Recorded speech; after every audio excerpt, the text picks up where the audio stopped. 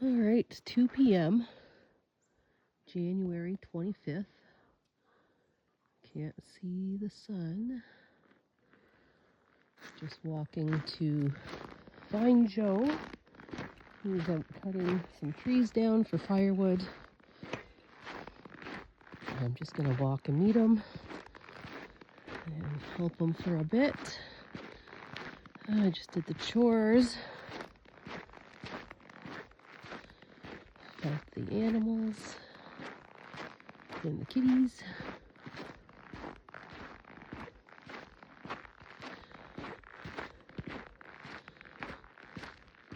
And I can't hear him anymore, but I did hear the tractor, so I was going to hitch a ride on it, but it sounds like he already dropped a couple trees off and went back to get a couple more.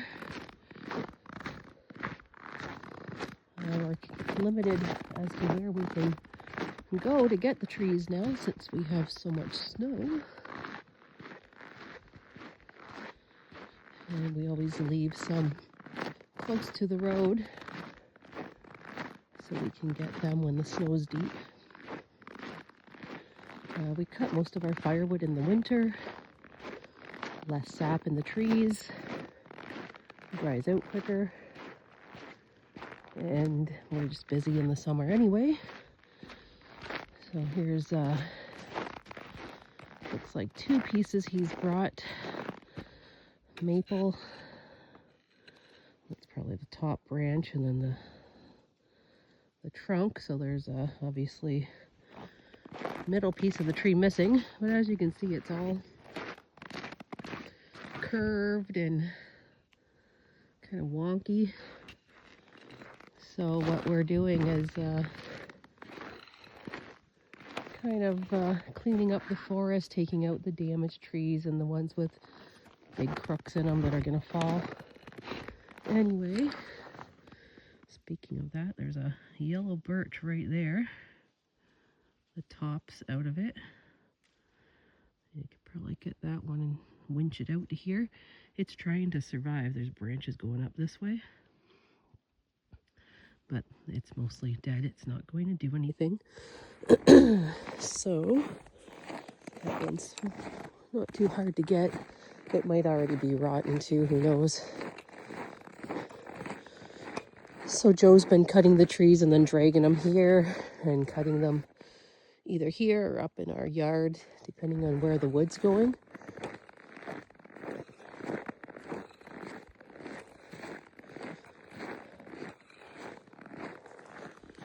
You can see the sugar bush, or the sugar shack, right there.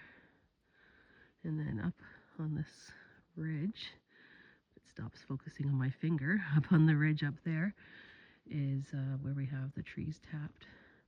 So it all runs, you can kind of see how it runs downhill to the sugar shack. So we utilize the natural gravity flow.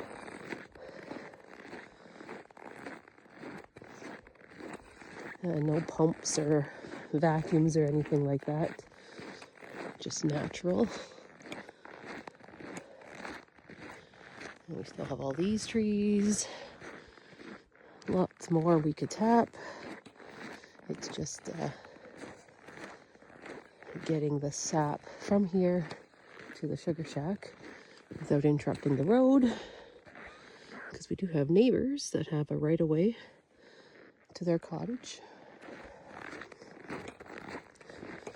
here, and there's another laneway up here where another neighbor has a right of way through our property to his as well.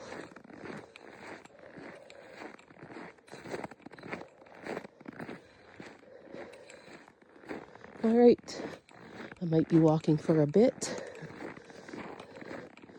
so I'll catch you up later when we're cutting the trees. I just walked a little closer and there's a bunch of deer tracks in here. They like to use the roads. It's a lot easier for them to get around than going through the deep snow.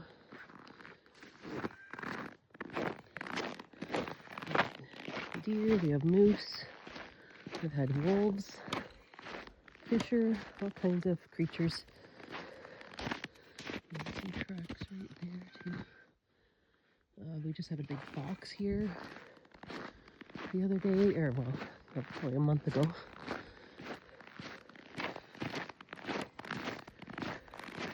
I need to get more of my trail cameras out and capture all the creatures that are going through the sugar bush. Oh, okay, you can see deer tracks right here. Go up here through the trees and go down further. You can see where they were digging through maybe 3 feet of snow now. Get a clearer spot. Let's see this tree. All the leaves. Whoa. All the leaves there and all the spots they were digging. They were digging down to the bottom to get some acorns or whatnot under the snow.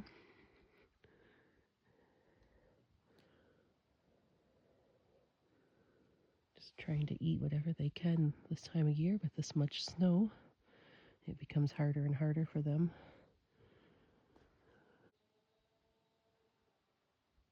Now I either heard a chainsaw, a snowmobile, or a moose. Chainsaw.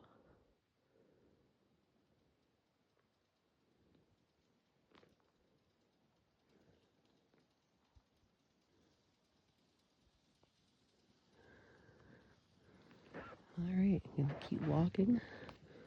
Our private road is about 2.5 kilometers, so we got a good kilometer walk before I meet up with Joe.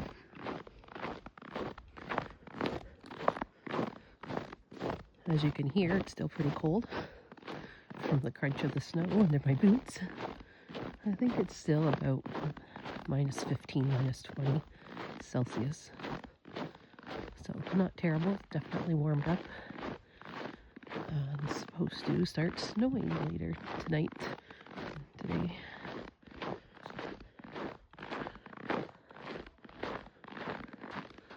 don't know if you can see, but out this way, through the trees, it opens up and the lake is out there.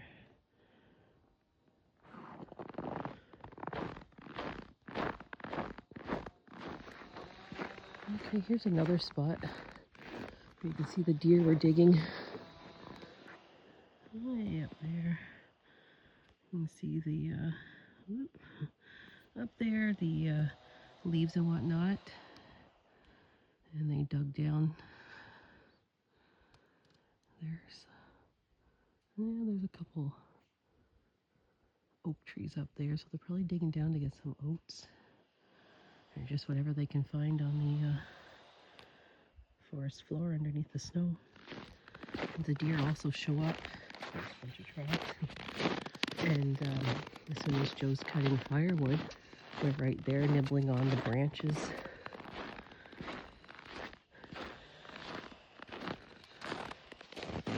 Lots of tracks going up the hill right there. You can see where they were digging into the side. For all I know, they're just up there watching me right now, and I can't see them, and they can see me.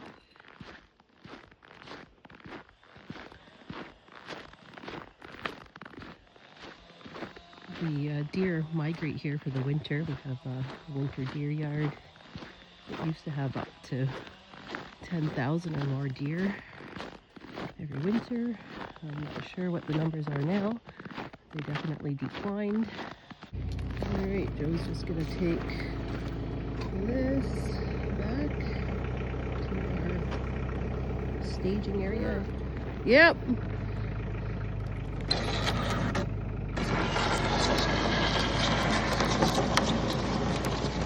This one was leaning over the road. You can see there's a bunch of dead branches in there.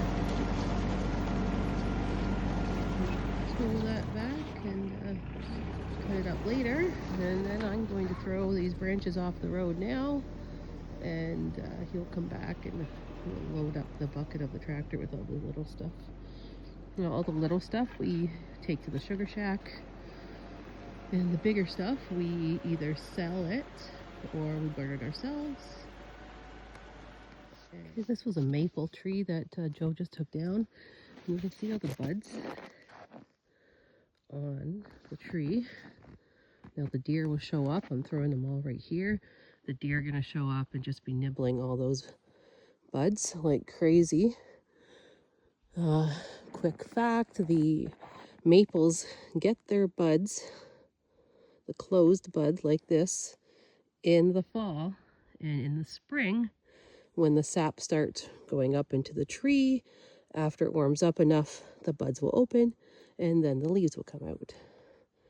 And with maple syrup, we tap the trees when it starts to warm up, so you get warm temperatures during the day and freezing temperatures overnight, and that usually continues on for about 5 or 6 weeks. And then after that point, when the buds open, the sap will now be bitter, and then your season is over. So you just watch the buds. When you notice they're starting to open and that your sap is starting to taste a little bitter, you know your season's done for making maple syrup.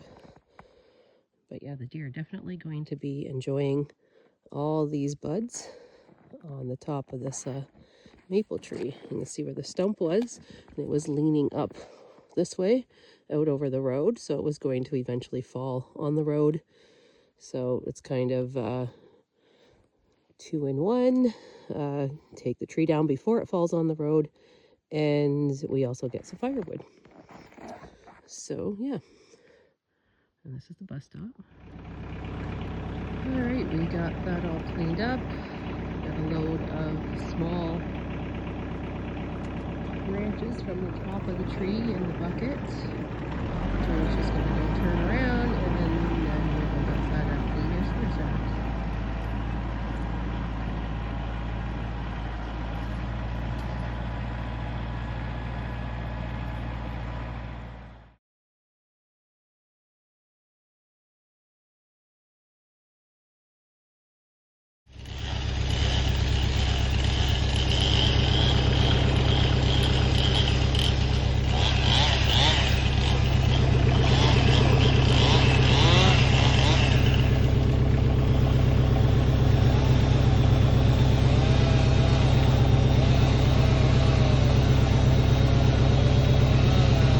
Pick this ash tree not too far off the road.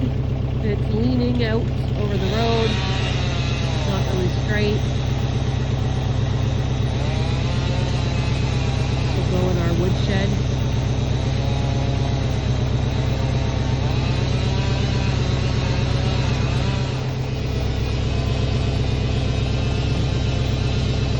Snow's a couple feet deep, so Joe's actually cutting below the snow depth.